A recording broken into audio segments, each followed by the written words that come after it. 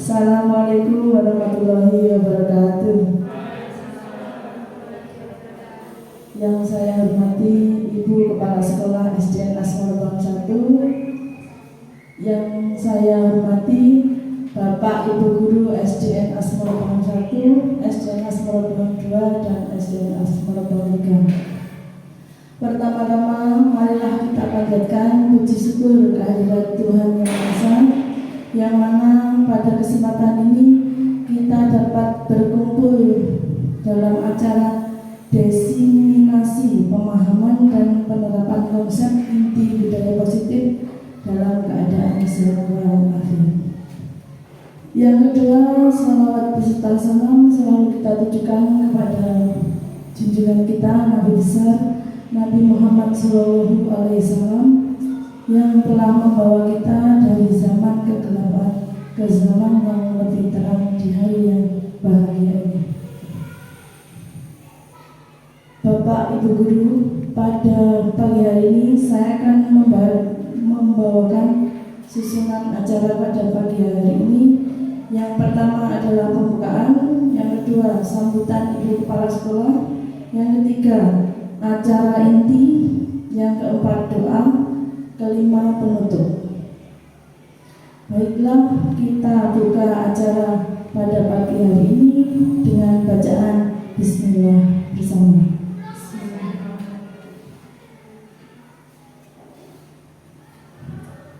Yang kedua, sambutan Ibu Kepala Sekolah. Kepada Ibu Sunarini kami persilakan.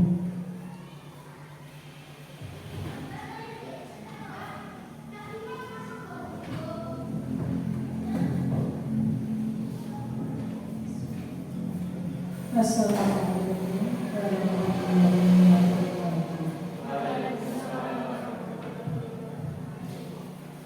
Bapak Ibu Guru SD Asmoro 1, 2, 3 yang saya hormati, marilah tidak henti-hentinya kita memanjatkan puji syukur kehadirat Allah Subhanahu wa Ta'ala, di mana atas segala nikmat dan rahmatnya kita tetap dapat melaksanakan tugas kita dengan baik. Selamat pagi, salam sejahtera bagi Bapak yang beragama non-Muslim. Bapak Ibu peserta diseminasi aksi nyata modul 14 yang saya hormati, pada kesempatan ini saya mengucapkan terima kasih atas partisipasi Bapak Ibu sekalian dalam acara ini.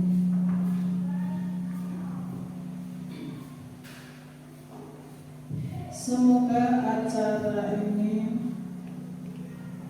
acara yang diadakan oleh Bapak Fatur Rahman SPD, calon guru penggerak angkatan ke-9 ini, dapat memotivasi kita semua untuk kedepannya.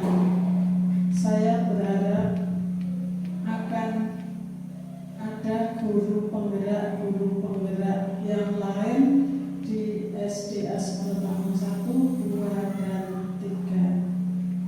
Besar harapan saya agar guru penggerak yang ada dapat membawa perubahan signifikan ke arah yang lebih baik pada lembaga kita.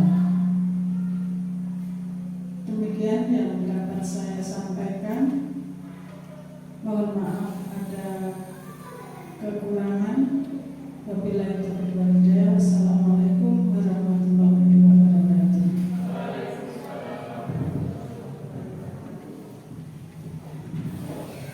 Terima kasih kami sampaikan kepada Ibu Kepala Sekolah yang sudah memberikan amanahnya. Acara berikutnya yaitu acara inti penyampaian materi oleh Bapak Fatur Rahman SPD. Kepada Bapak Fatur kami persilakan.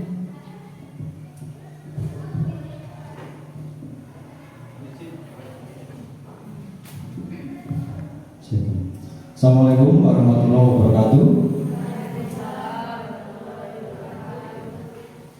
Yang kami hormati Bu Surani selaku Kepala SDN Asmoro Bangun 1 Kecamatan Kuju, dan juga tamu undangan yaitu Bapak Ibu Guru dari SDN Asmoro Bangun 2 dan SDN Asmoro Bangun 3 yang hari ini sangat berbahagia.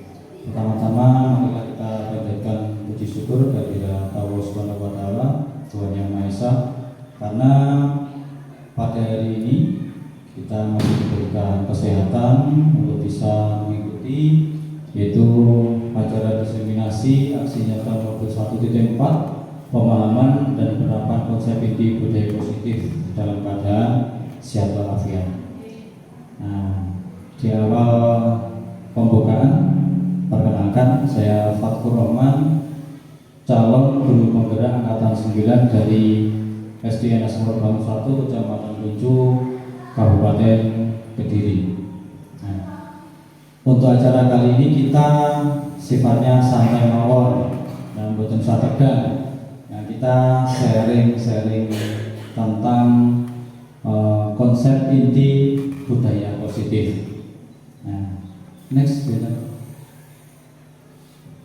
Baik, sebelum masuk ke acara, untuk ice breaking pada pendidikan guru penggerak itu tidak wajib, tapi sifatnya harus, karena untuk menumbuhkan semangat. Ya. Nanti untuk ice breakingnya kita membutuhkan konsentrasi saja pada 4 kata. Kalau nanti saya bilang tepuk 1, panjenengan nanti tepuknya 2 kali. Kalau saya bilangnya tepuk 2, tepuknya 1 kali. Kalau pada tepuk 3 berarti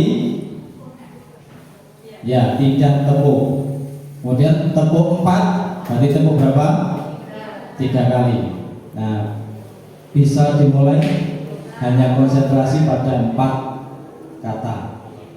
Bisa dimulai, ini yang sering saya terapkan di kelas 6. Baik, bisa dimulai Bapak Ibu untuk ice breakingnya. Santai mawon, bisa tegang. Kalimatnya monggo diunjuk. Bisa dimulai ya? Oke, latihan dulu atau nanti bisa diteruskan langsung ya. Tepuk 1, tepuk 4, tepuk 3, tepuk 2, tepuk 4, tepuk 3, tepuk 2, tepuk 4. Oke, tidak ada yang salah. Agak cepat instruksinya sekarang.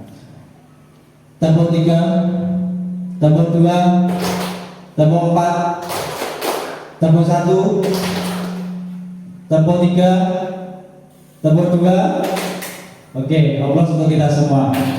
Konsentrasi penuh. Baik, terima kasih. Next winner. Baik, untuk materi awal yaitu tentang budaya positif.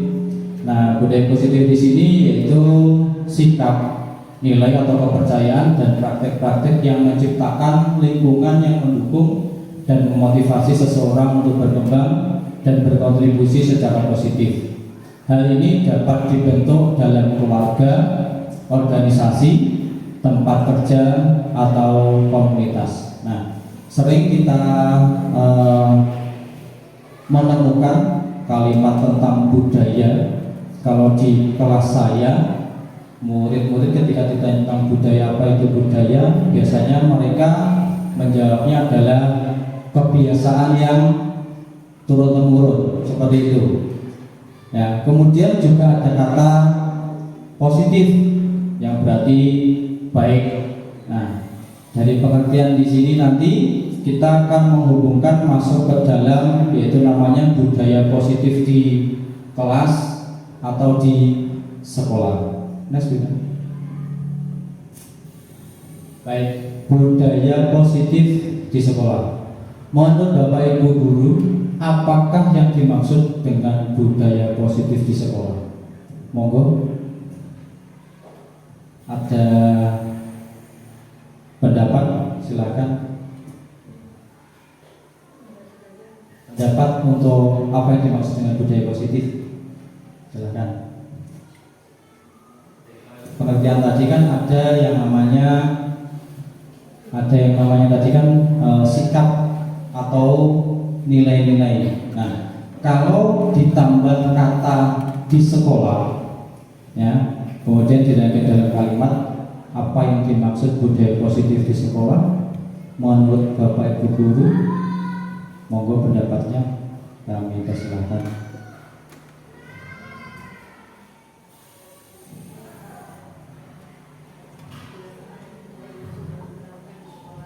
Ya, kebiasaan baik yang sudah diterapkan di sekolah. Contohnya sederhana apa, Bapak Ibu? Oke, bersalaman dengan Bapak Ibu guru. Itu kebiasaan yang hampir setiap hari dilakukan oleh murid. Ada yang lain? Boleh?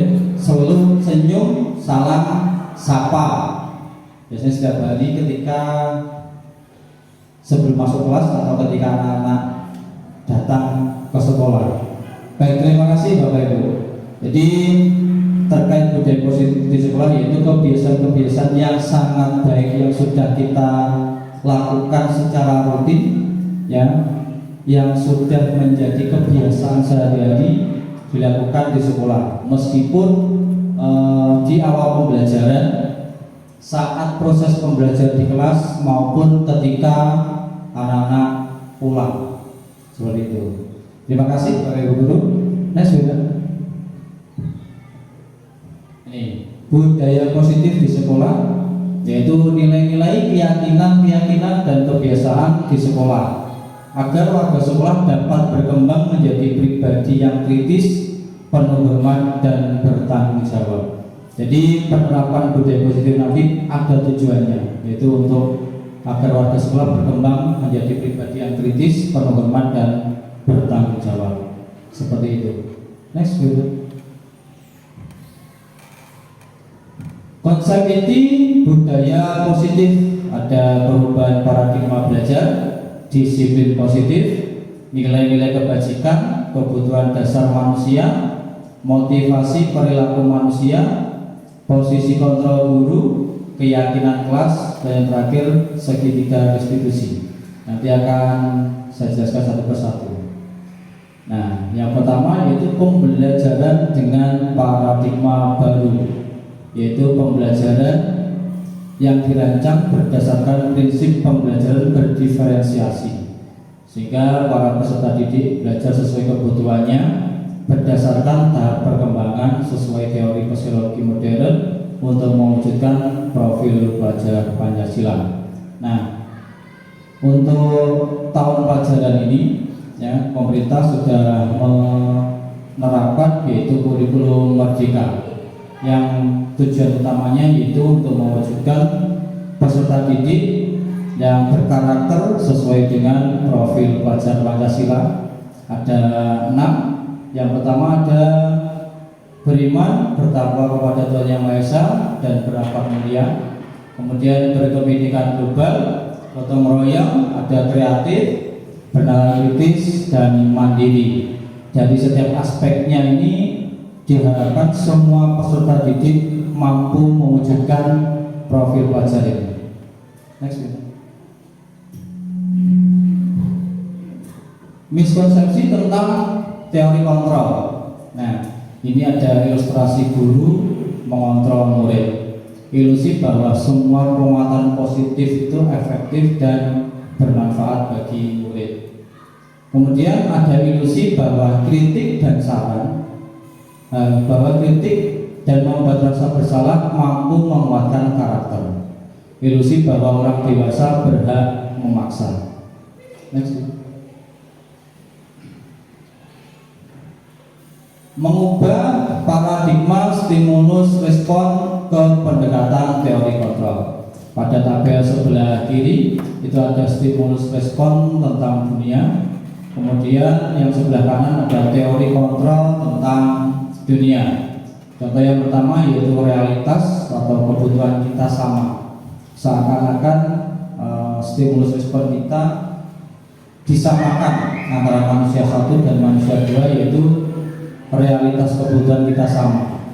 Nah, pada teori kontrol itu ada realitas atau kebutuhan kita berbeda secara sadar maupun tidak sadar, bahwa kita realitasnya memang kebutuhannya berbeda.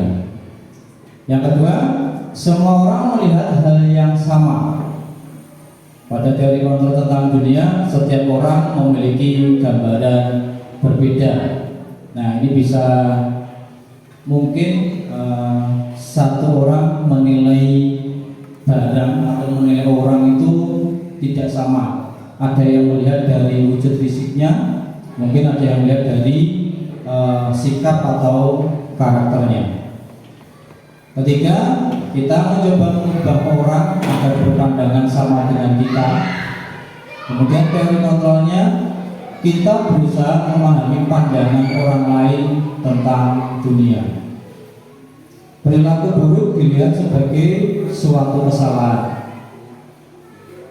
Untuk teori kontrolnya, semua perilaku memiliki tujuan.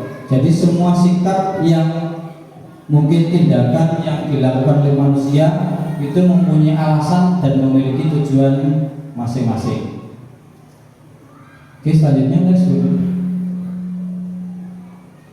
Nah, menuju disiplin positif. Tadi ada kata budaya positif, sekarang disiplin positif. Ada kata disiplin dan positif. Menurut Bapak Ibu, apa yang dimaksud dengan kata disiplin? Nah, Bapak Ibu, disiplin, hanya kata disiplin dulu. Nanti bisa dirangkai dengan kata positif dan kata selanjutnya.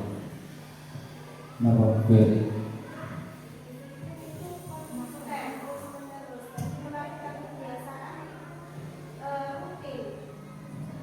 oke, menurut pendapatnya Bu Eri, kebiasaan yang dilakukan secara terus menerus atau rutin.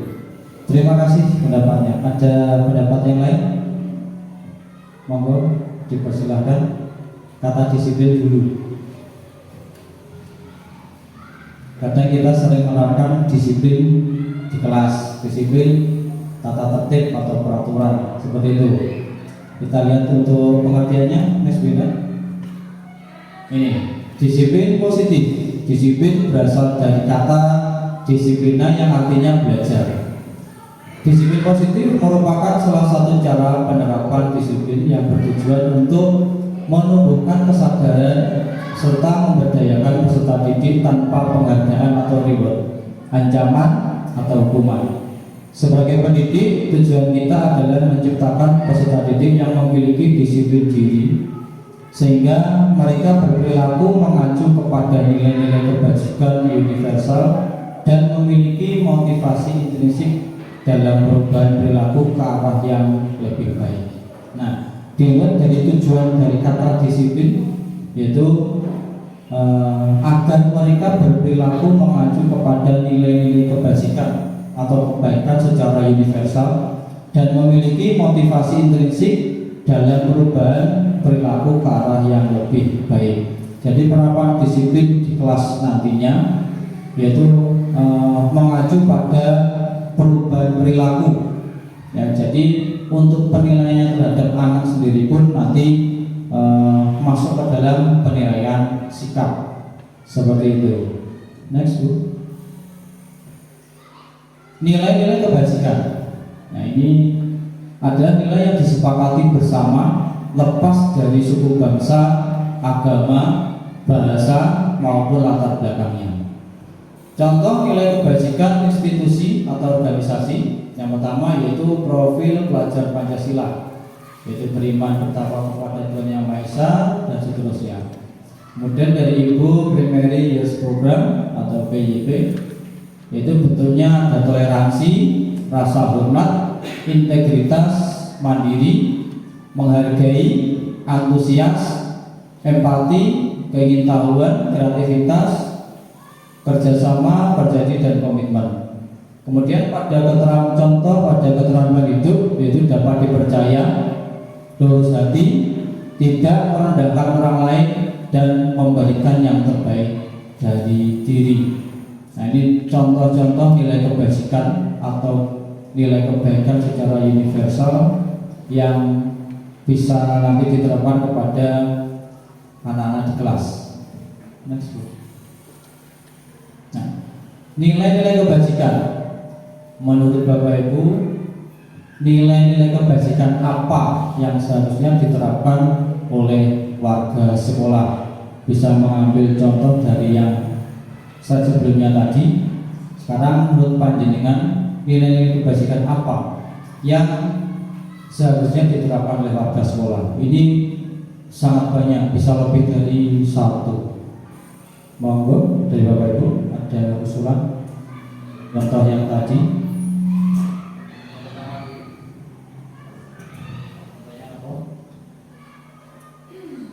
Tadi ada mungkin datang tepat waktu juga, masuk nilai kebajikan. Kemudian ada apa tadi? Jujur, bisa membuang sampah terkait dengan nilai kebersihan, dan juga mungkin penanaman beriman juga nih untuk membuang sampah seperti itu. Ada lagi? Dari gimana? Monggo.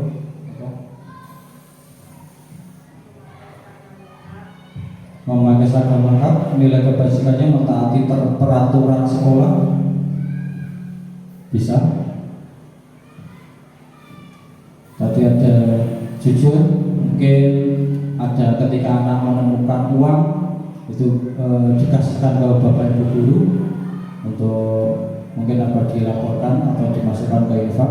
Jadi anak terbiasa jujur dalam berpraktek di kelas atau di sekolah.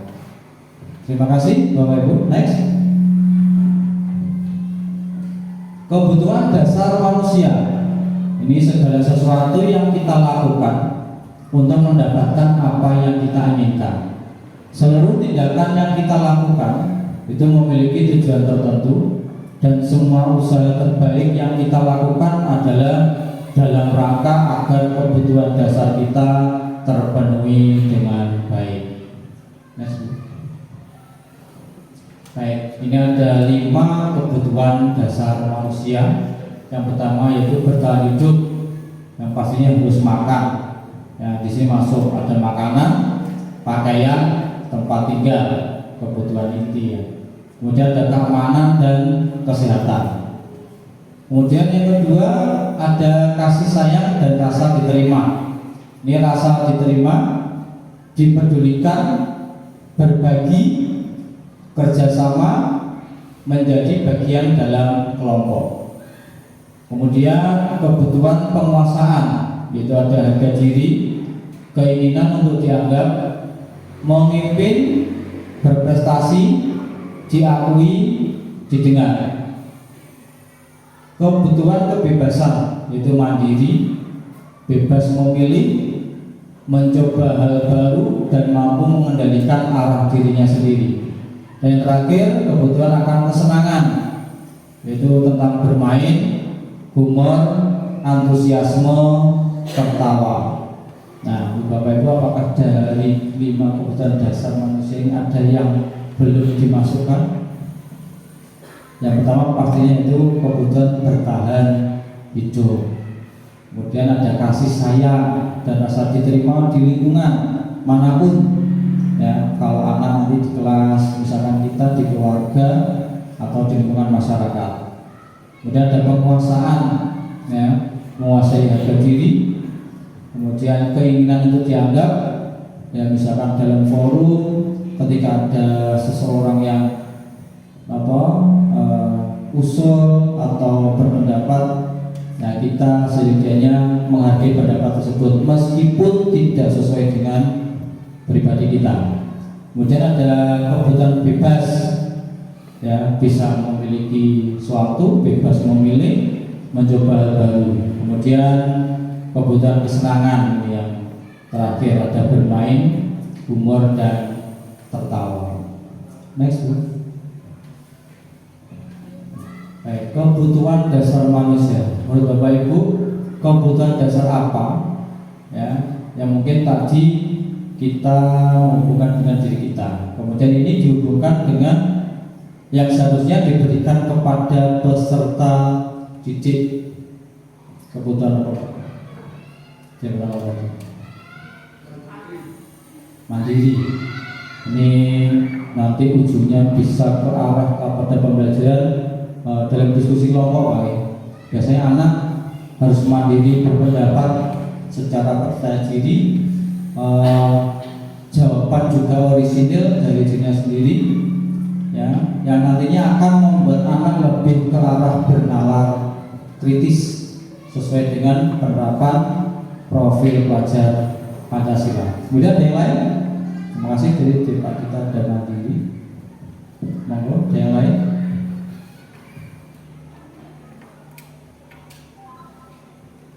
Kebutuhan dasar mungkin rasa aman. Jadi anak-anak di sekolah itu merasa aman untuk belajar, tidak ada paksaan atau tuntutan dari siapapun.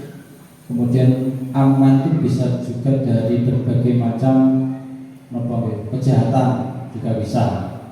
Jadi murid juga memerlukan kenyamanan dalam belajar di kelas atau di sekolah. Oke, terima kasih Bapak Ibu. Next, Bunda. Selanjutnya pada motivasi perilaku manusia dibedakan menjadi dua.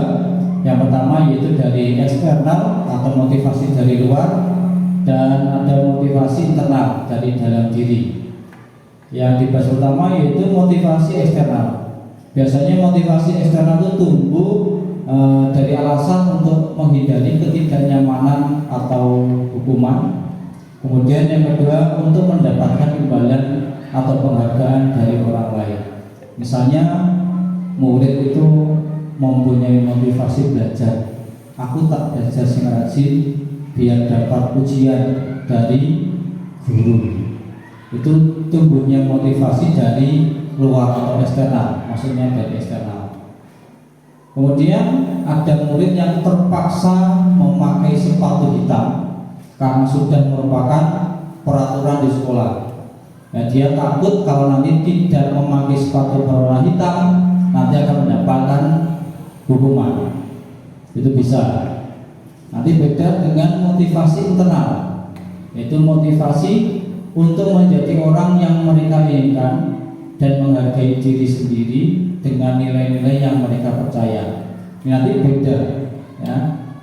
Ada anak yang datang ke sekolah dengan rasa percaya diri dan tanpa embel-embel alasan dari siapapun, ya. Dia percaya bahwa kalau saya datang ke sekolah memakai sepatu hitam itu sudah merupakan tanggung jawab, ya. Jadi meskipun tidak ada peraturan yang tertulis, dia akan datang ke sekolah dengan memakai sepatu hitam. Seperti itu. Yang kedua, mungkin murid datang tepat waktu, ya. Kalau motivasi internalnya tumbuh dalam dirinya sendiri, pastinya dia akan datang ke sekolah itu selalu tepat waktu, meskipun nanti tidak ada guru yang menegur atau mungkin tidak ada aturan tertulis yang dibuat oleh sekolah, ya. Jadi rasa percaya yang mereka yakini itu tumbuh dari diri sendiri. Next. Apakah Bapak Ibu sudah memahami apa itu hukuman, konsekuensi, dan restitusi? Ada 3 kata: hukuman, konsekuensi, dan restitusi. Hukuman dulu. Panjenengan mengartikan hukuman itu apa? Anak mendapatkan hukuman atau apa? Biasanya didasari dengan apa hukuman? Kesalahan, pelanggaran. Kemudian ada peraturan tertulis, misalkan tidak memakai sepatu hitam, hukumannya apa? Itu identik dengan peraturan atau tata tertib. Kalau konsekuensi, Bapak Ibu, resiko. Ada lain? Pendapat lain? Berisi ada? Konsekuensi.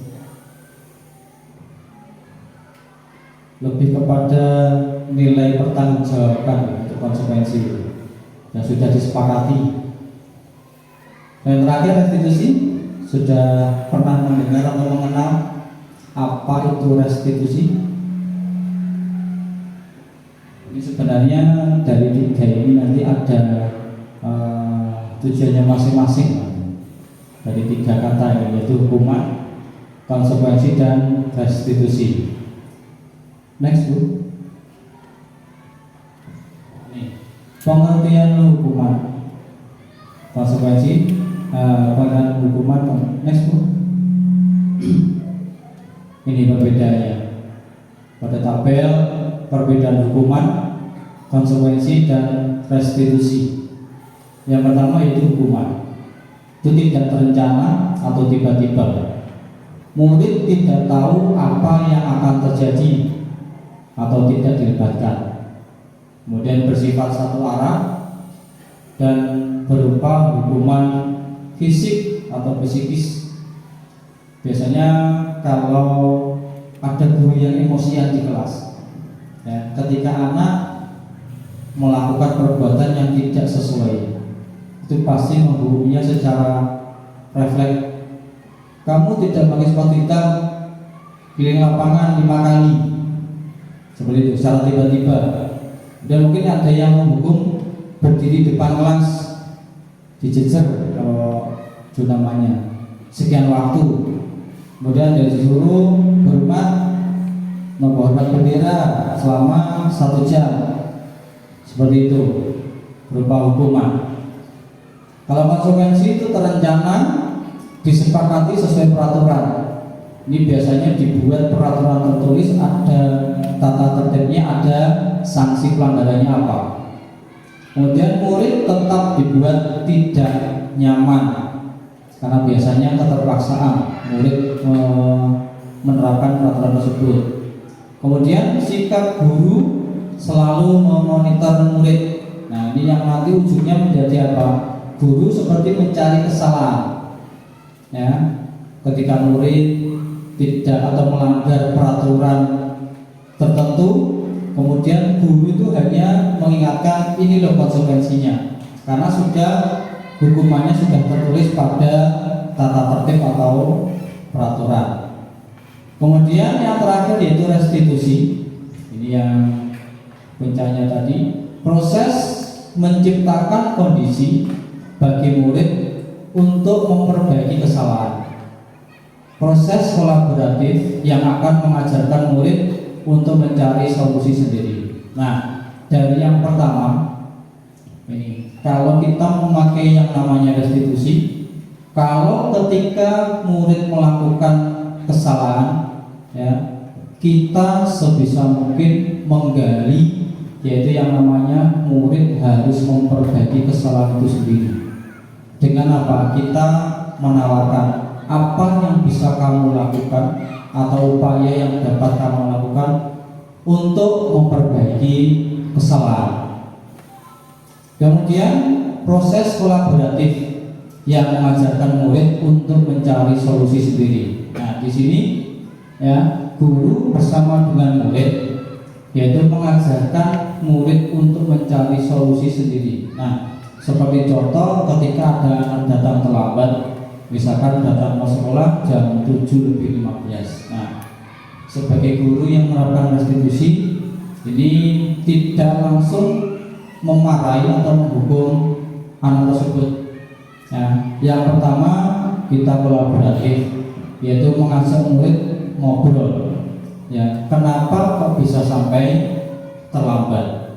Karena setiap tindakan di awal tadi yang dilakukan oleh manusia itu pasti punya alasan dan tujuan. Siapa tahu di rumah bergadang, ya, kemudian mainan HP, atau mungkin bisa nonton televisi atau nonton bola yang tidurnya larut malam sehingga bangunnya kesiangan. Nah, dari kasus seperti itu, guru yang menerapkan restitusi harus menawarkan kepada muridnya, ya, bagaimana upaya kamu agar kamu tidak datang terlambat lagi. Nanti murid akan mencoba mewujudkan motivasi intrinsiknya tadi dari dalam diri, apa ya yang bisa saya lakukan biar besok itu saya tidak datang terlambat. Itu dengan mungkin bisa menerapkan memperbaiki laku diri atau laku sikap yang mungkin kemarin tidur larut malam, kemudian malamnya atau besoknya tidurnya sudah diperbaiki. Kemudian yang kebiasaan nonton TV malam mungkin ada merasa motivasinya, oh saya harus tidur jam 9 malam agar besoknya tidak bangun kesiangan. Seperti itu contoh dari restitusi. Next, Bu. Kemudian posisi kontrol ini ada 5. Yang pertama itu guru sebagai penghukum, yaitu seorang penghukum bisa menggunakan hukuman fisik maupun verbal. Ini yang sekarang harus dihindari oleh seorang pendidik atau seorang guru. Kemudian posisi kontrol membuat orang merasa bersalah. Biasanya guru akan bersuara lembut. Ini kadang ada guru yang mempunyai kemampuan seperti ini. Kalau anak sudah mendengarkan gurunya lembut, nanti ikut-ikut biasanya nangis. Ada efek dari pembuat orang merasa bersalah. Kemudian posisi kontrol teman. Ini guru pada posisi ini tidak akan menyakiti murid, namun akan tetap berupaya mengontrol murid melalui pendekatan persuasi. Kemudian guru sebagai pemantau atau monitor berarti mengawasi. Guru harus mengawasi setiap tingkah laku murid di sekolah. Yang terakhir posisi kontrol manajer, itu respon yang menunjukkan tanggung jawab guru dalam posisi terakhir. Manajer adalah posisi mentor di mana guru berbuat sesuatu bersama dengan murid, mempersilahkan murid mempertanggungjawabkan perilakunya, mendukung murid agar dapat menemukan solusi atas permasalahannya sendiri. Nah, di kelas kita mungkin menghadapi anak-anak yang mempunyai masalah yang beragam. Nah, pada posisi kontrol ini nanti diharapkan guru mampu ya menjadi kontrol yang terakhir sebagai manajer, yaitu dalam menghadapi setiap kasus atau permasalahan murid sebisa mungkin kita mendampingi murid secara kolaboratif nanti agar tumbuh motivasi intrinsiknya untuk memperbaiki kesalahan-kesalahan yang mereka lakukan, sehingga ketika dia melakukan kesalahan kemudian kita melakukan kontrol manajer dan tadi melakukan restitusi, anak akan mempunyai makna dalam hidupnya. Ketika dasar dari motivasi intrinsik tadi sudah tumbuh, diharapkan anak itu kalau biasanya kapok. Ini kapoknya itu kapok dari dirinya sendiri, bukan kapok karena takut atau karena hukuman atau karena gurunya mungkin pemarah atau terang seperti itu, tapi lebih kepada yaitu mempunyai solusi atas masalahnya sendiri. Next, Bina. Contoh penerapan 5 posisi kontrol guru. Kasus misalkan siswa memakai sepatu yang tidak sesuai dengan ketentuan sekolah. Guru yang memiliki posisi kontrol sebagai penghukum itu akan memberikan hukuman lari keliling lapangan 5 kali. Ya, apakah panjenengan pernah melakukan ini? Menghukum murid secara spontan? Kalau saya jujur pernah. Ya, karena guru laki-laki jadi mungkin punya sikap pemarah, mudah marah seperti itu. Kemudian refleks Ada murid yang tidak mengerjakan PR langsung dihukum. Nah, seperti itu. Kemudian guru membuat rasa bersalah. Ini kalimatnya seperti itu. Berapa kali Bapak Ibu harus memberitahu kamu selalu saja mengecewakan Bapak Ibu guru. Nah, dengan kalimat seperti ini murid akan merasa tadi sikap yang telah dia buat adalah sebuah kesalahan. Ya, dia akan menyadari kesalahan mereka atau kesalahan yang dibuat itu pasti akan mendapatkan dampak atau resiko. Kemudian posisi kontrol sebagai teman. Ini kalimatnya, ayo dong ikuti aturan sekolah. Tolong bantu Bapak Ibu guru. Ya sudah, tidak apa-apa. Lain kali jangan sampai berbuat seperti ini lagi ya. Ini kalimatnya seperti ngobrol dengan teman. Jadi guru seperti ngobrol dengan teman. Jadi mungkin membuat siswa itu merasa tidak canggung terhadap gurunya. Setelah di kelas ada murid yang canggung dengan Bapak Ibu guru? Ada yang mau? Ada. Mungkin kesifat dia juga dijam atau pemahamannya lebih.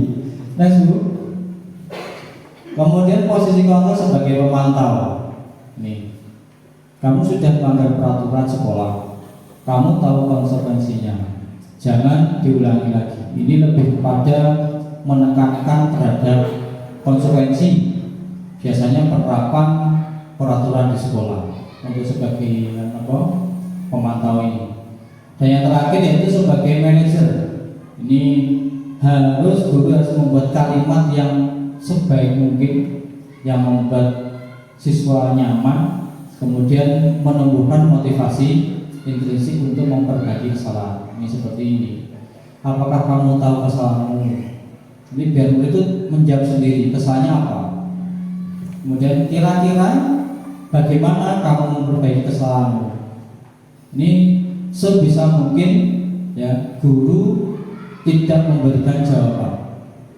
Jadi harus murid sendiri yang mempunyai masalah tadi yang menjawab pertanyaan ini. Jadi dia mau yang bagaimana untuk memperbaiki kesalahannya, pelanggarannya tadi. Solusi dari timbul dari dirinya sendiri. Next Bu. Nah, menurut Bapak Ibu tadi ada 5 posisi kontrol. Ini posisi kontrol manakah yang paling tepat kita sebagai seorang pendidik atau guru? Posisi yang mana? Posisi penghukum? Posisi teman? Monggo. Yang paling terbaik menurut Bapak Ibu. Tadi ada yang sebagai manajer. Kalau pada pendidikan guru penggerak itu kita diusahakan itu memiliki kontrol puncak sebagai manajer. Meskipun kita harus bisa 5 kontrol tadi, tapi yang paling puncak adalah sebagai manajer. Padahal manajer tadi ada pengertiannya pengatur, ya. Karena mohon maaf, suatu saat juga panjenengan kan karir meningkat bisa menjadi sebagai kepala sekolah yang diharuskan mengontrol semua warga sekolah, baik dari murid, Bapak Ibu guru, diri sendiri sebagai kepala sekolah maupun warga sekolah pemangku kepentingan. Ada wali murid, ada komite. Nah, kalau tadi lebih kepada murid, yaitu kontrol yang paling tepat, yaitu tadi apa? Manajer. Ya. Jadi karena apa? Kebiasaan atau mungkin kita sebagai pendidik itu hampir setiap hari menemukan permasalahan di kelas. Jadi sebisa mungkin sebagai posisi kontrol manager tadi, kita membuat anak itu menumbuhkan motivasi intrinsiknya untuk mengatasi masalahnya sendiri melalui apa? upaya-upaya yang akan mereka lakukan untuk mengatasi masalahnya sendiri. Karena apa? Biasanya mungkin ada siswa kita, murid kita yang datang setiap hari itu terlambat, di Senin agak terlambat, kadang masuk ke sekolah raupe urung, ya masih bangun tidur karena sudah terlambat langsung lari ke sekolah, ya. Kalau sudah menjadi kebiasaan, mungkin kalau kita tidak bisa menerapkan posisi control manager, mungkin yang terjadi apa?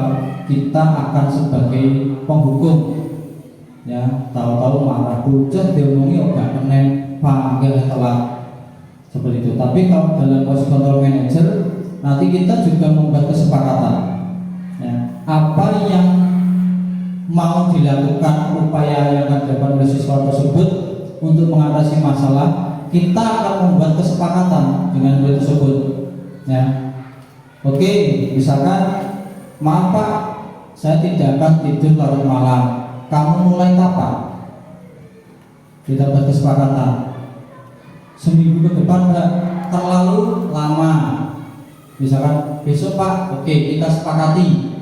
Nah seperti itu, nanti diharapkan siswa tersebut akan menyadari kesalahan sendiri dan membuat motivasinya untuk melakukan perubahan perilaku ke arah yang lebih baik. Terima kasih Bapak Ibu. Next,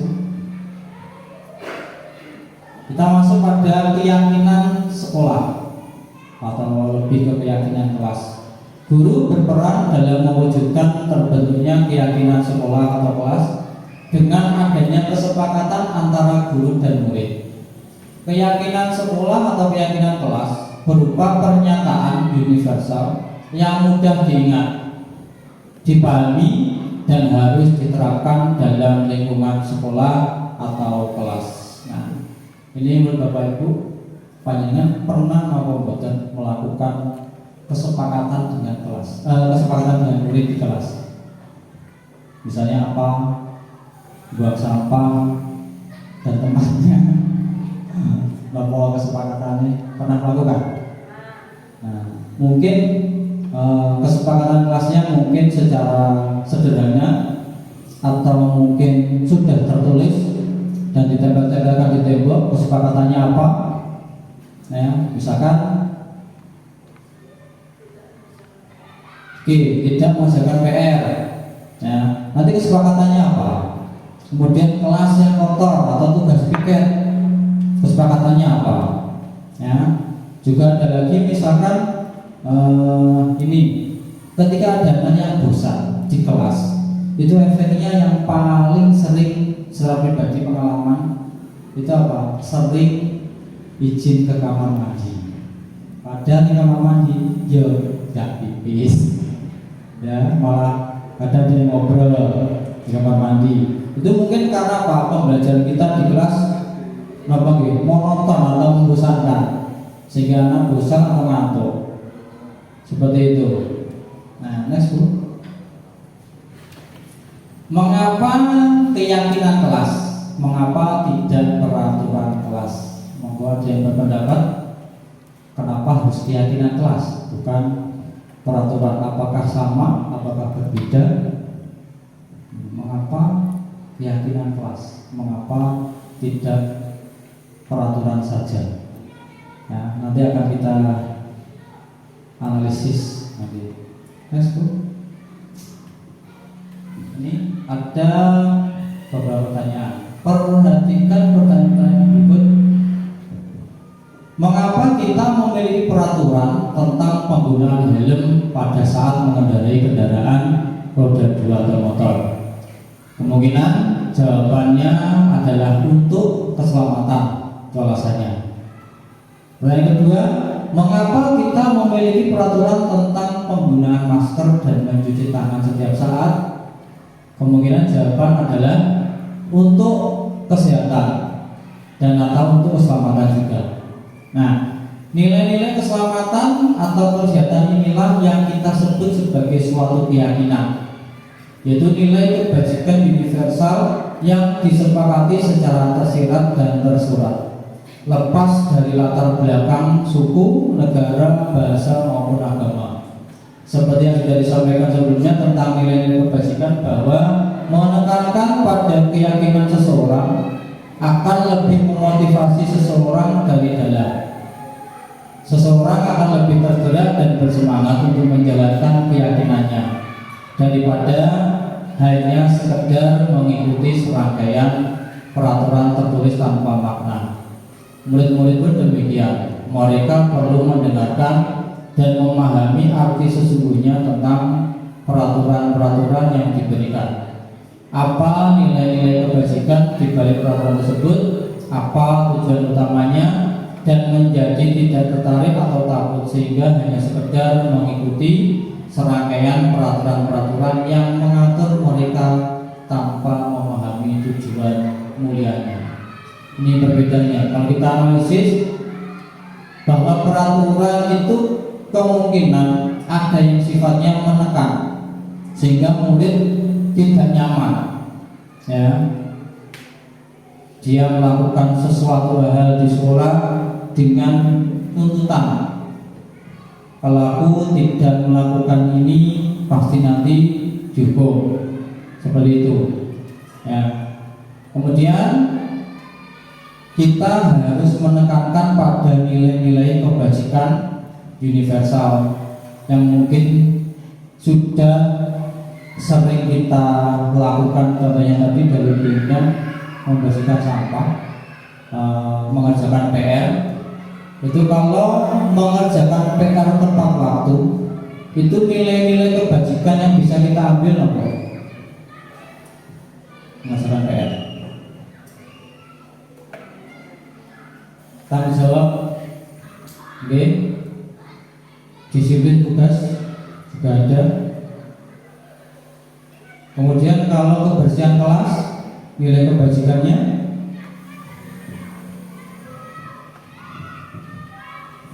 kebersihan, atau juga tanggung jawab kelas juga bisa. Kemudian lagi ada datang tepat waktu, nilai kebajikannya mungkin disiplin waktu, juga nanti lebih ke tanggung jawab juga. Next, ini pembentukan keyakinan kelas. Keyakinan kelas bersifat lebih abstrak daripada peraturan yang lebih tinggi dan konkret. Keyakinan kelas berupa pernyataan-pernyataan universal.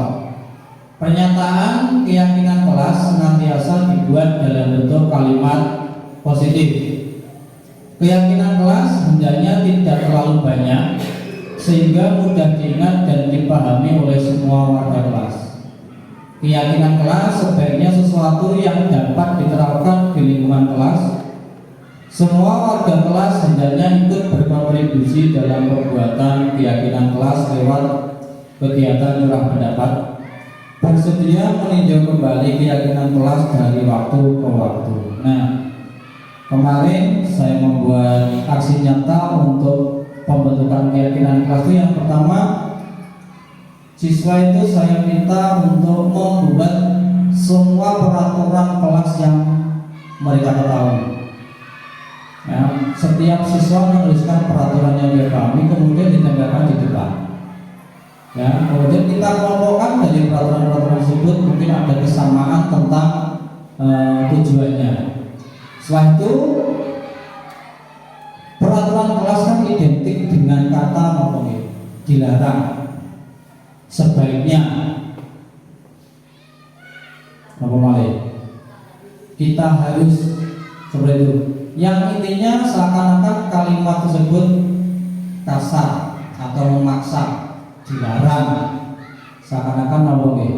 Kalau mungkin anak kelas 1 SD mengartikan apa ya? Seperti apa? Dilarang. Nah, kok bodoh gitu. Seperti itu. Ya. Kemudian langkah selanjutnya dari kalimat peraturan itu saya menginstruksikan untuk mengubahnya menjadi kalimat positif. Misalkan dilarang buang sampah sembarangan. bisa diubah, misalkan kalimatnya lebih bagus atau lebih positif. Kami bangga kelas kami bersih, dengan inti yang sama tapi model kalimat yang berbeda, seperti itu. Atau kemarin ada juga yang membuat kalimat positif, kami bangga datang tepat waktu, yang sebelumnya kalimat peraturannya yaitu dilarang terlambat, seperti itu. Nah, kemudian dari kalimat positif ini, bentuk kalimat positif nanti, kemudian kita kelompokkan yang mempunyai nilai kebajikannya sama. Ya, ada nilai disiplin, nilai kebersihan, mungkin nilai keselamatan, dikelompokkan menurut nilai-nilainya. Kemudian menuju ke keyakinan kelas yang dapat diterapkan. Ini pada poin yang ini harus dapat diterapkan di lingkungan kelas. Jadi sifatnya artinya nanti kalimat keyakinan kelas yang dibuat itu harus konsekuen, bisa dilakukan atau dilaksanakan di kelas. Nah, semua itu ya kesepakatan yang kita buat dalam pembentukan keyakinan kelas. Yang pertama, yang terakhir poinnya ini, yaitu semua murid yaitu diberikan kebebasan curah pendapat. Ya, pendapatnya apa? Ya, semua murni dari murid. Nah, kemudian nanti akan dibuat kesepakatan. Ya, kesepakatan kelas tentang keyakinan kelas yang sudah disepakati bersama harus diterapkan secara bersama. Yang terakhir yaitu meninjau kembali. Ya, mungkin ada kalimat yang sudah tidak relevan. Apakah boleh diganti? Sangat boleh. Ya, dinamis, yaitu bisa berkembang dari waktu ke waktu. Next. Ini dokumentasi kegiatan pembentukan kelas yang saya lakukan dengan murid-murid kelas 6. Yang pertama ada penjelasan dulu, kemudian ini kegiatan curah pendapat. Anak-anak menuliskan semua pendapatnya pada kertas point-it atau kertas sticky, kemudian ditempelkan seperti ini. Nah, ini ada peraturan. Next, Bu. Kedua, kita buat kertas point-itnya berbeda. Bagian sini ini ada peraturan kelas, yang sini ada kalimat positif. Nah, ini murni dari anak sendiri yang membuat, yaitu menemukan motivasi intrinsnya dengan kepedulian membuat yang namanya keyakinan kelas. Next, Bu. Nah, kalau sudah pada pos terakhir keyakinan kelas, yaitu kita ambil berapa ini, kelihatan ya. Ini kemarin keyakinan kelasnya ada 7 di kelas 6. Yang sebelumnya dari peraturan kelas sebanyak ini kita sepakati ya, dulu saya bersama murid kelas 6 kesepakatannya ada 7. Yang pertama yang saya ingat antara lain yaitu yang pertama, kami bangga kelas bersih, kami bangga datang tepat waktu, kami saling menghormati antar teman, kami peduli dengan lingkungan sekitar kelas. Itu diantara kalimat-kalimat keyakinan yang sudah kami sepakati antara guru dan murid kelas 6. Next. Nah, ini mungkin yang terakhir tadi, yaitu segitiga restitusi. Ini pengertiannya, restitusi adalah proses menciptakan kondisi bagi murid untuk memperbaiki kesalahan mereka, sehingga mereka bisa kembali pada kelompoknya dengan karakter yang lebih kuat.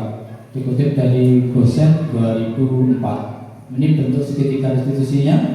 Yang pertama ada menstabilkan identitas, kemudian ada validasi kebutuhan atau validasi tindakan yang salah, kemudian yang terakhir ada menanyakan keyakinan. Nanti akan kita kupas satu persatu. Next Bu. Segitiga restitusi dalam penyelesaian masalah. Guru yang berperan sebagai manajer, nah ini puncaknya posisi kontrol sebagai manajer, menggunakan segitiga restitusi dalam menyelesaikan masalah dengan melalui 3 tahapan, yaitu yang pertama menstabilkan identitas, 2 validasi tindakan yang salah, 3 menanyakan keyakinan. Tujuannya yaitu menghasilkan murid yang mandiri dan bertanggung jawab. Next. Langkah pertama yaitu menstabilkan identitas yang nantinya akan panjenengan lakukan di kelas atau di sekolah panjenengan. Yang pertama, berdasarkan prinsip membuat kesalahan adalah bagian dari proses pembelajaran. Nah, ini kalimat-kalimatnya, contohnya. Ini kalimat yang untuk langkah pertama menstabilkan identitas. Berbuat salah itu wajar.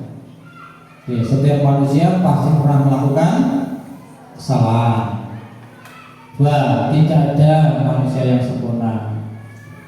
Ibu bapak juga pernah melakukan itu.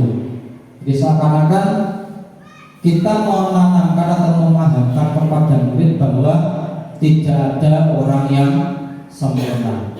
Guru juga pernah melakukan kesalahan. Kadang ya ada murid itu yang berpikiran bahwa guru itu selalu benar, seperti itu. Nah, jadi pada kalimat ini menstabilkan identitas, yaitu ibu bapak tidak mau mencari siapa yang salah, tapi ingin mencari solusi dari permasalahan ini. Kamu berhak merasa begitu. Jadi langkah awal ini ya membuat murid yang pertama itu tidak takut menghadap guru, menstabilkan identitasnya. Kemudian nanti akan melakukan validasi selanjutnya.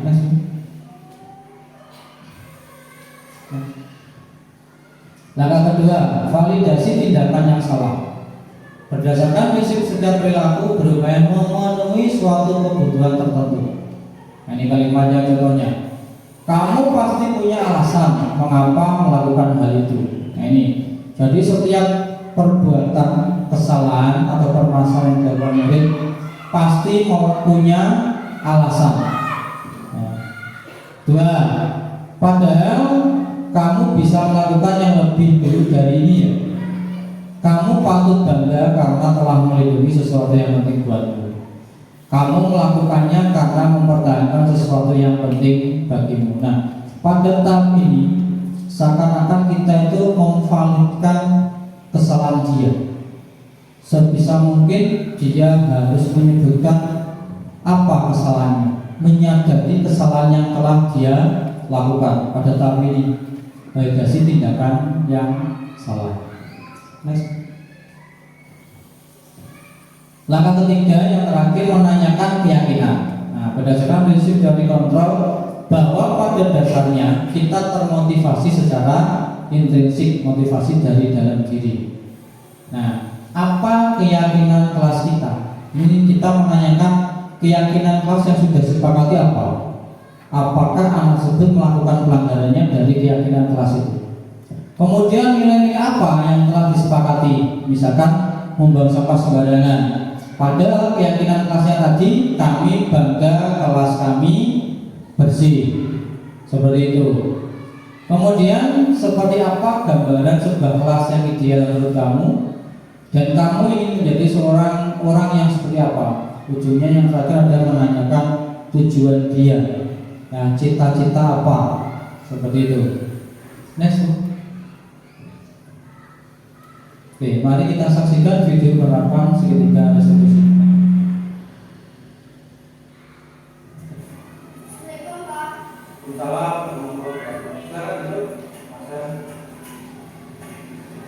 Ini Master, kamu tahu kenapa kamu memasukkan video ini? Jadi kamu berangkat dari rumah juga.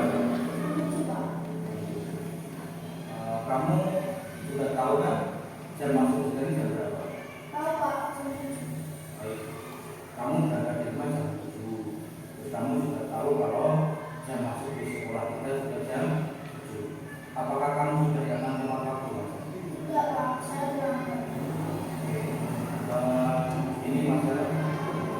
Jadi kalau itu tidak mencari kesalahan, ya, karena kesalahan manusiawi dan kalau itu juga pernah melakukan kesalahan, pernah terlambat untuk melakukan ada. Di sini tuh Bapak ingin mencari solusi agar kamu tidak datang terlambat. Nah, ini maksud kira-kira kamu punya alasan nggak kenapa kamu tadi datang terlambat? Hari ini saya harus siang, Pak, makanya saya datang lambat. Kenapa kok bisa baru siang? Tadi malam saya tidur pada malam karena makanya lambat. Oh, jadi kamu tidak bisa karena tadi malam itu terlalu malam. Iya, Pak. Ini maksud datang terlambat ke sekolah itu kira-kira sudah sesuai atau dengan keyakinan kelas yang sudah kita sepakati bersama. Maaf, Pak, saya sudah mengerjakan kelas dengan lambat. Jadi kira-kira kamu masih ada dengan apa keyakinan kelas yang akan kita sepakati? Masih, Pak, disiplin dan datang tepat waktu. Disiplin dan datang tepat waktu.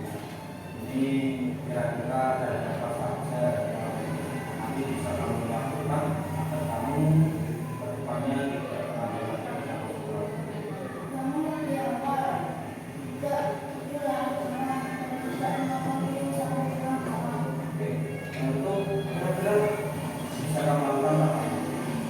Mulai malam ini, Pak, saya akan tidur. Saya akan tidur di awal dan bangun di pagi. Baik, jadi kita lihat ya Mas. Kalau itu berterima kasih karena kamu sudah mau lakukan tujuan para ibu. Nah, kalau itu sudah berada di depannya kamu bisa menjadi siswa yang taat aturan dan juga bertanggung jawab. Iya, Pak, terima kasih. Baik, terima kasih Mas. Bisa kembali ke kelas. Baik, ini Bapak Ibu, yang pertama tadi kasusnya yaitu terlambat. Alasan siswanya bangun kesiangan karena malamnya tidur larut malam. Nah, pada tahap menanyakan keyakinan tadi itu siswa itu membuat upaya, ya, yang bisa untuk menanggulangi atau memperbaiki kesalahan yang telah dia lakukan, yaitu dia membuat sendiri, yaitu motivasinya tumbuh dalam diri sendiri. Kasus kedua, Salam ya, silakan duduk. Ya, ini kamu tahu nggak kenapa kamu kalau terpanggil untuk datang ke sini? Ya, karena saya pernah berangkat sekolah saya. Menurut kamu bermain saat jam itu benar atau salah? Saya telah Bermain itu boleh, tapi kita harus tahu situasi dari kondisi itu dimana waktu yang kita tahu. Nah, di sini kalau itu tidak akan mengalami kesalahan kamu karena kesalahan itu sudah manusiawi dan kalau itu sudah melakukan kesalahan. Di sini kalau itu ingin mencarikan solusi terkait kesalahan juga kamu lakukan. Jadi ya, kamu pasti punya alasan kenapa kamu saya mencoba, jadi saya ini kenapa nih kamu bisa mengaku saat kamu belajar?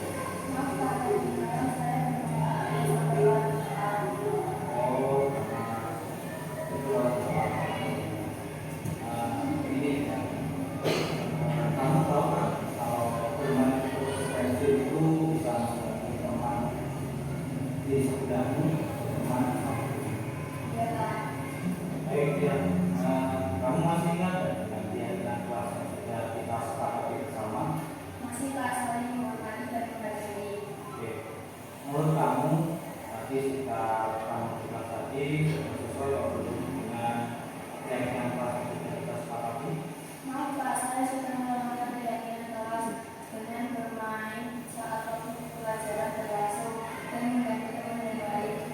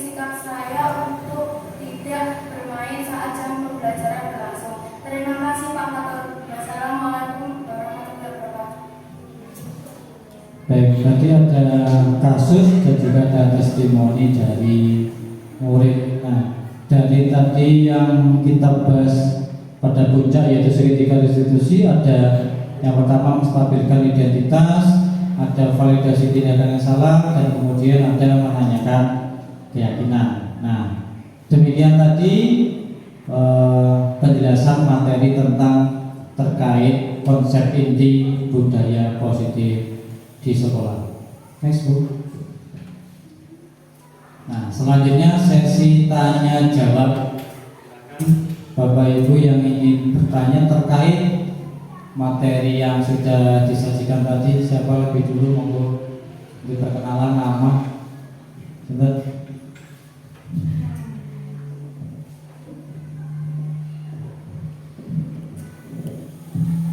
Assalamualaikum warahmatullahi wabarakatuh. Perkenalkan, saya Bu Rizky dari SDN Asmara Bali 3. Pak Fatur, mau bertanya, tantangan apa yang Pak Fatur alami ketika menerapkan budaya positif di kelas Pak Fatur? Matur nuwun, terima kasih.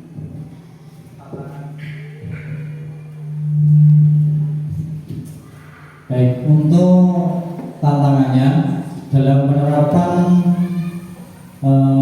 budaya positif ini kan sebuah hal, sebenarnya bukan hal baru sebenarnya.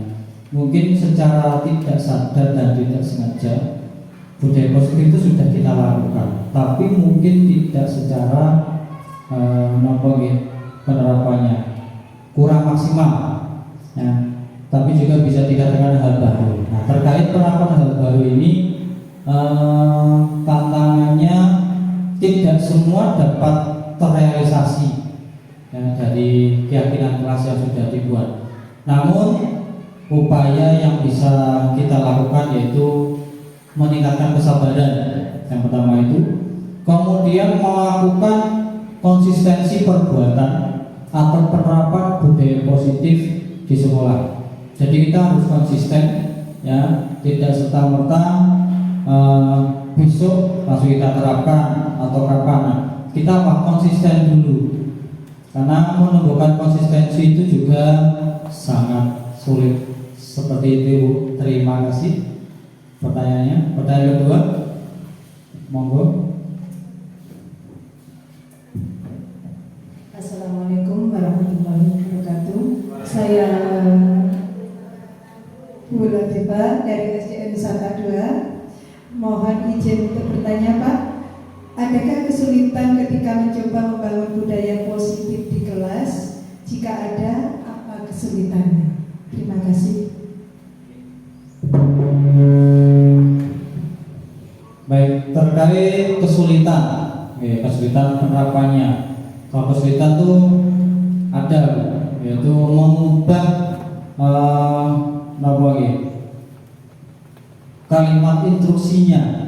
Kadang kita pada sebuah peraturan itu instruksinya yaitu tadi seperti apa, menyuruh, memerintah seperti itu. Kemudian mengubah ke penerapan budaya positif itu pasti ada.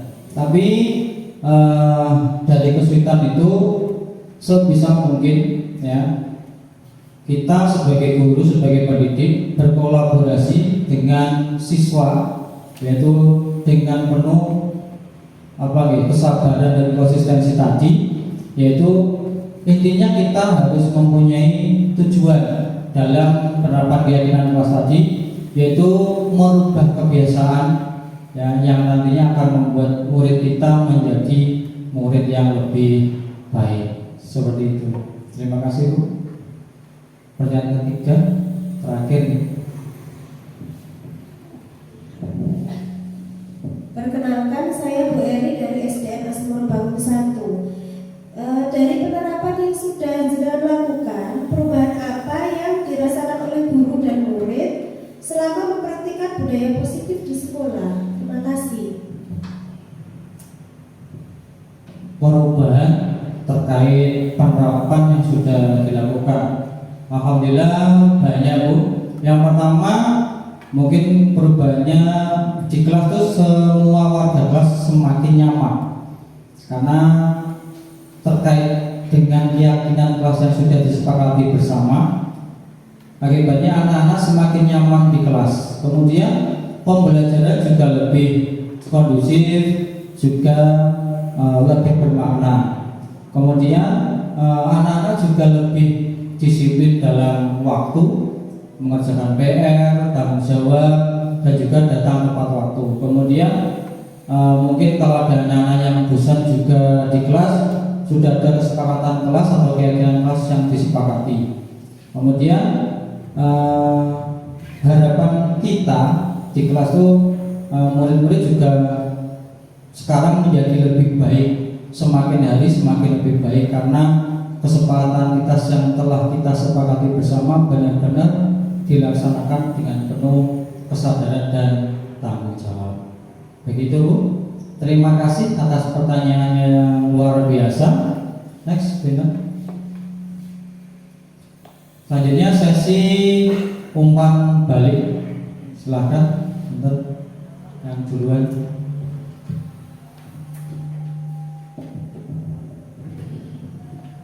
Assalamualaikum warahmatullahi wabarakatuh.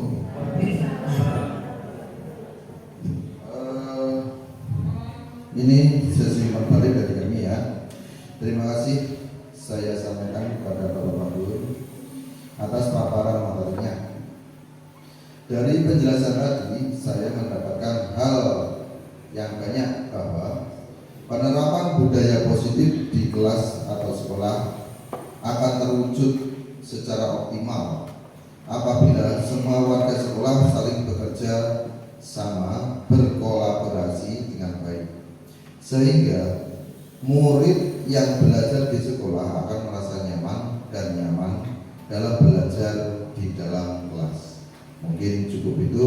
Assalamualaikum warahmatullahi wabarakatuh. Oke, close Pak Dedi. Terima kasih. Selanjutnya, Pak Dedi, silakan.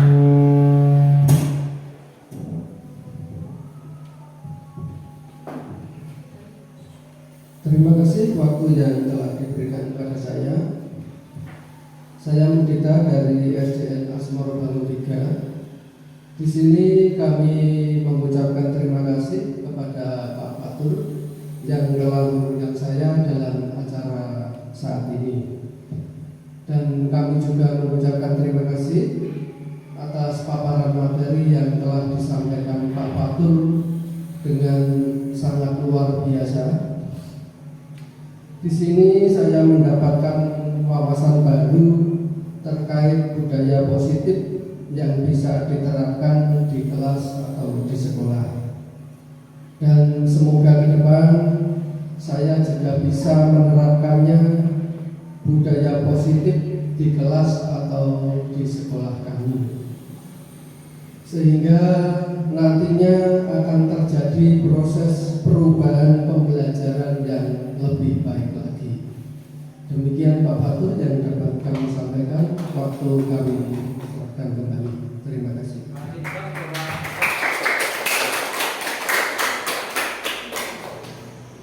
Baik Bapak Ibu, terima kasih atas pertanyaan dan umpan baliknya yang sangat luar biasa. Next Bu. Nah, pada sesi terakhir yaitu penutup, penerapan budaya positif di lingkungan sekolah dimulai dari diri sendiri, karena sebagai pendidik harus menjadi teladan yang baik bagi murid. Menerapkan budaya positif di sekolah membutuhkan proses yang tidak bisa dilakukan dalam waktu singkat. Selain itu, proses ini juga membutuhkan keterlibatan semua pemangku kepentingan di sekolah. Budaya positif di sekolah sangatlah penting untuk mengembangkan peserta didik agar memiliki karakter kuat dan berakhlak sesuai profil pelajar Pancasila. Baik, terima kasih Bapak Ibu. Demikianlah tadi pemaparan terkait konsep inti budaya positif di lingkungan kelas atau di sekolah. Apabila ada salah kata maupun perbuatan dari saya mohon maaf yang sebesar-besarnya. Saya kira sekian. Wassalamualaikum warahmatullahi wabarakatuh.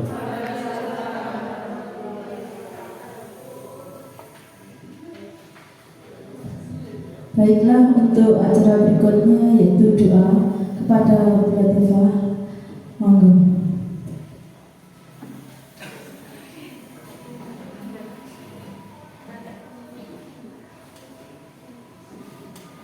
Assalamualaikum warahmatullahi wabarakatuh. Mari kita berdoa menurut kepercayaan kita masing-masing. Al-Fatihah. A'udzubillahi minasyaitonir rajim. Bismillahirrahmanirrahim. Alhamdulillahirabbil alamin. Arrahmanirrahim. Maliki yaumiddin.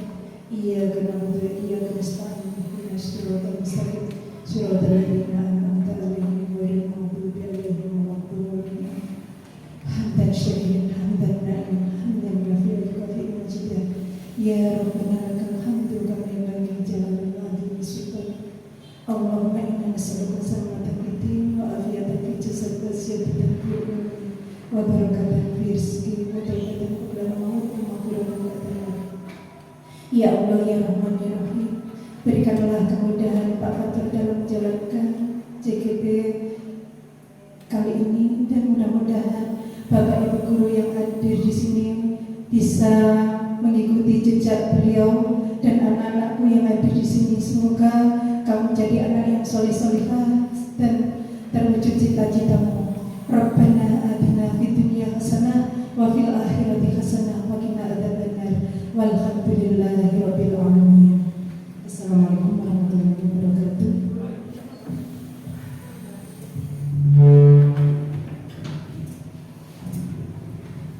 Demikianlah acara dan acara sudah kita lewati. Acara yang terakhir yaitu penutup. Marilah acara kita tutup dengan bacaan hamdalah bersama. Alhamdulillahirabbil alamin. Terima kasih Bapak Ibu waktu yang telah diberikan. Semoga kedepannya menjadi yang lebih baik lagi. Saya akhiri, wassalamualaikum warahmatullahi